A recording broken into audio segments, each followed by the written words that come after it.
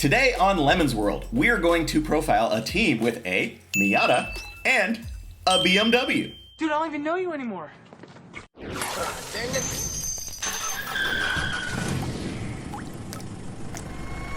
Well, here's the deal. We talk a lot of crap about Miatas and BMWs because there are a lot of them, and they're kind of boring. But the truth is, if you show up to a Lemons race in anything, you've done a lot of work and you're pretty good in our book.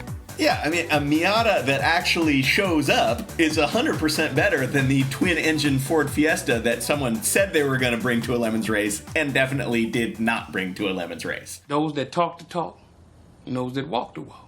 And on top of that, the vast majority of Miata and BMW teams are great people who just happen to have, racing in their blood rather than figuring out the throttle linkage of a, say, twin-engine Fiesta. Now, one such team who likes being on track more than they like being in the pits is the SoCal-based Full Ass Racing, who bought a Miata that hadn't run in 2 years, sold a bunch of spares that came with the car, actually turned a small profit on those sales, put some money back into the car, which brought the grand total to around $100. Then they spent the remaining $400 of their Lemons budget on beer and this totally sweet donkey-themed pit bike.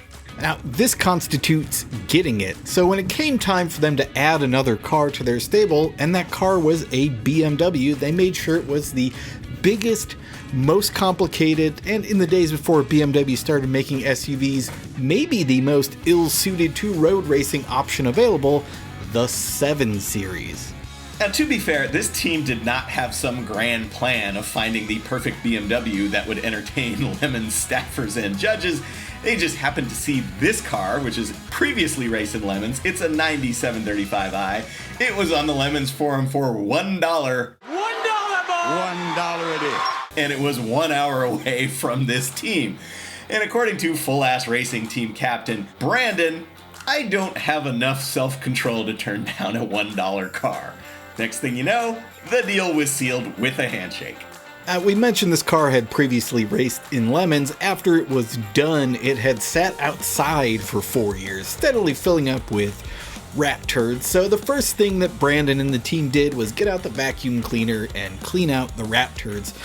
Brandon says they cleared about a gallon milk jug's worth of rat turds, which is a phrase I never thought I would say, but here we are. Milk was a bad choice. And then they decided to deal with the rat-induced damage that goes with those kinds of things. At this point, maybe earlier than this point, it's worth noting that Brandon admits he's never liked European cars, has never understood European cars, and has never had good luck with European cars. He knew that they were prone to electrical problems. What is all of this And it turns out that being eaten by rats for 4 years does not help with those electrical problems. Scheiße! But having scored the car for $1, the team thought it might be a fun challenge to really build a BMW with a $500 budget, which, as we all know, is maybe not the ethos of all BMW teams in Lemons. So they tackled the electrical issues. One of the notable examples was the evap purge solenoids for the gas tank being stuck open after having the wiring chewed by rats. So after running for a few minutes with a constant vacuum from the stuck open valve, the fuel tank sucked itself into a 2-inch tall pancake. After sorting out that problem, they added some Corvette wheels, scored some used tires from another racer, found some used brake pads, and stole the fire suppression system from their Miata, and they hit the track. In the car's debut race at Buttonwillow, the biggest issue was broken motor mounts.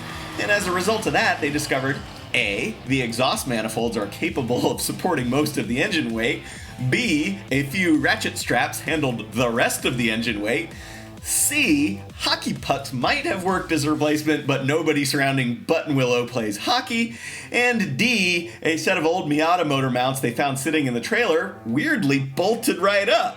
They of course didn't discover that Miata trick until finishing a full day of racing with the engine sitting on the exhaust manifolds and the ratchet straps, but it all worked out in the end.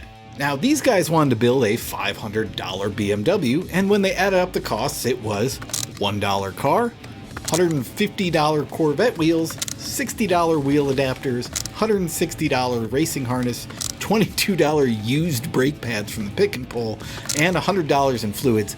Not sure we really recommend the used brake pads, but with all those things loaned from friends and off their Miata, the grand total was $493. So, there you have it. Can you build a BMW for something closely resembling a Lemon's budget? Yes! Will the BMW actually run despite being a rat-eaten BMW? Yes! And most importantly, can you be a Miata/BMW team and still be in on the Lemons joke? Well, yes. Every second you don't subscribe or watch one of these videos, another Vega is sent to the crusher. Won't you help us save Classic?